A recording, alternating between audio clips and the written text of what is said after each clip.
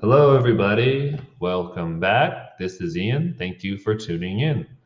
Today, we're going to review some of the key elements of effective listening activities. Researchers traditionally break down listening activities into three stages: pre listening, while listening, and post listening. Let's start with pre listening. When considering pre listening, lots of scholars like to contrast between a bottom up approach and a top down approach.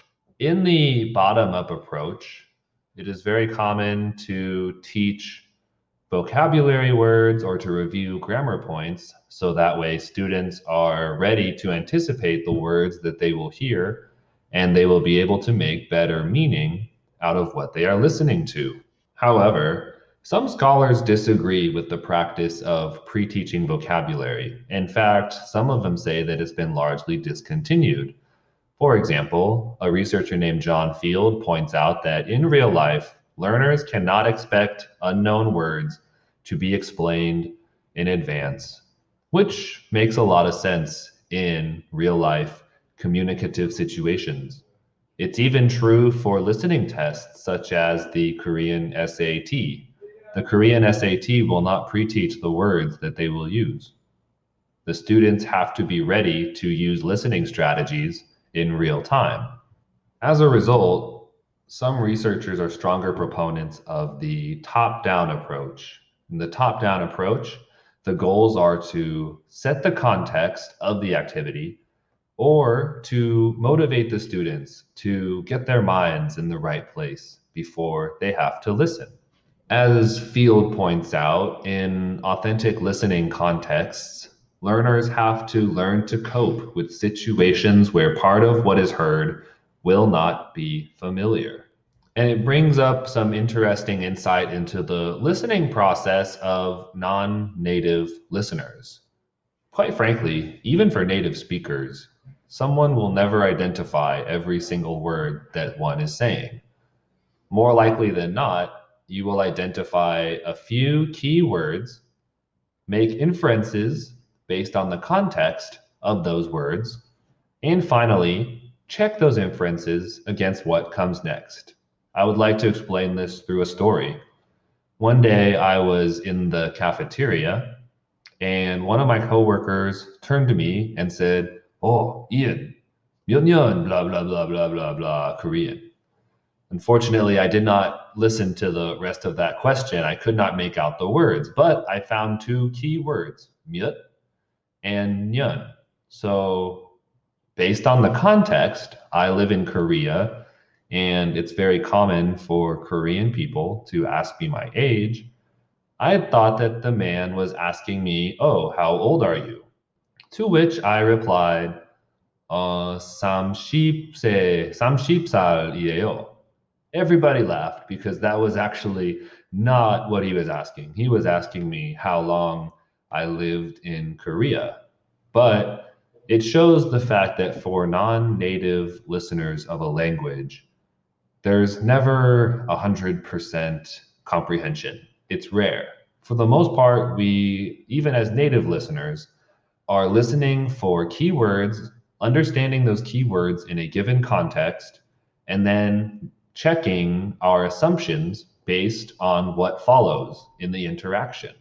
So, in a top down approach for pre listening, it is important to set the context. For example, who is speaking in this listening text? What is the topic? And what is the situation that is going on? And finally, you can create some motivation by allowing students to submit their own opinions or be able to relate the topic to the learner's own lives. When you can do that, it gets the students a lot more engaged before they listen, and I think they're more likely to focus on the listening activity. Let's listen to this brief example. This is a clip I found from a show in Canada called Kim's Convenience. As you listen to it, consider what pre-listening questions you could ask to students. Been washing them. Oh, just Customer. I told you no more customer using washroom. Too much cleaning. I can't tell them no. It's a basic human right. When you have to go, you have to go. Fine, I tell them. We really appreciate you letting us use the washroom. Do you have something to say to the nice people? Thank you. Do you have something to say to nicer people? Yes. Oh, you're welcome. Yeah. Thank you. Thank you. Thank you. Bye-bye. I get mop. Little boy is a pea sprinkler. Yeah, so what if you get some pee on the floor? One time I find pee on the ceiling. How you do that? Maybe a light go up, he get scared, confused, doesn't matter. I- Washroom is a basic human right. Everyone need a washroom. Hey, where's your can? Out of order. Try next door. Okay, well, here are 3 different pre-listening questions that I might ask to students in order to set the context and to elicit their prior knowledge. You own a shop. Would you allow customers to use the toilet if they didn't buy anything? Why or why not? I told you no more customer using washroom. Too much cleaning. They can think, pair, share this. How many English words can you think of for toilet?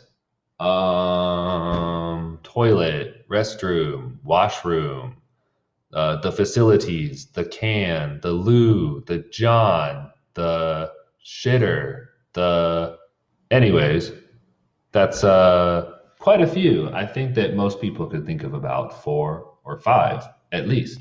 And finally, what are some examples of basic human rights? Washroom is a basic human right. Everyone need a washroom. The biggest key for a pre-listening section of a listening activity is to keep it short. At most, it should only be about 5 minutes long.